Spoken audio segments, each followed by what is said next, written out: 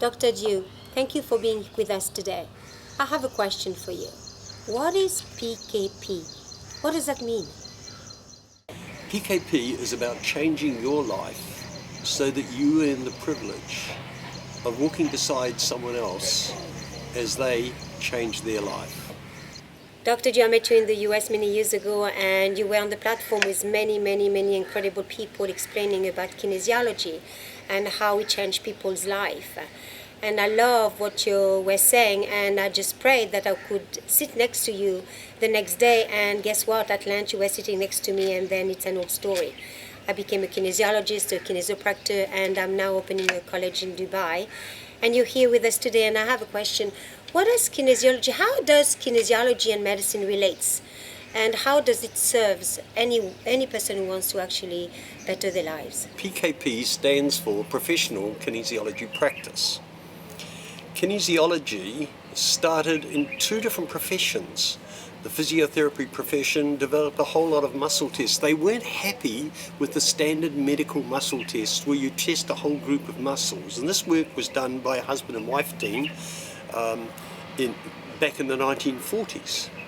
A chiropractor, Dr. George Goodhart, in the 1960s saw their work, and what he saw it as was a way of auditing what he was doing in chiropractic.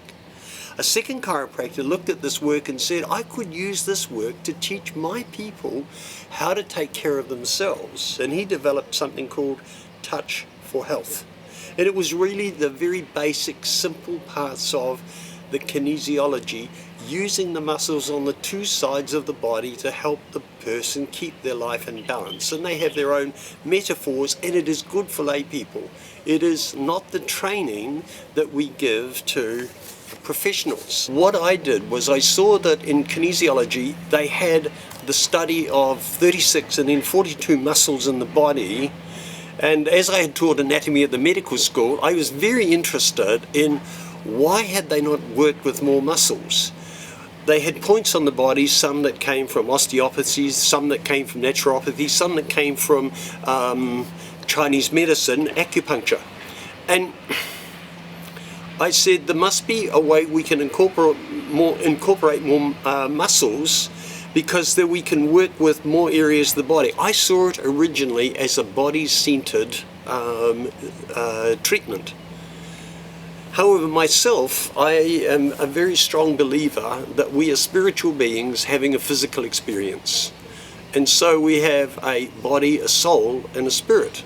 I know today it's very everyone wants to talk about the body-mind complex, but we are more than a body and a mind. If we do that, we do not respect the soul enough. And so the soul is more than just the mind. It is the mind, it is the will, and it is the emotions.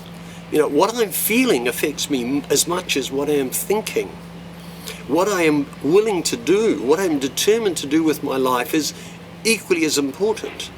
And then there's the whole spiritual aspect of our lives. And what I discovered as I was researching the muscles to put them into protocols that made sense in a medical model was that in actual fact there was more to this than just straight body-centered work. I could actually help a person understand what was stressing them and how they could change their lives.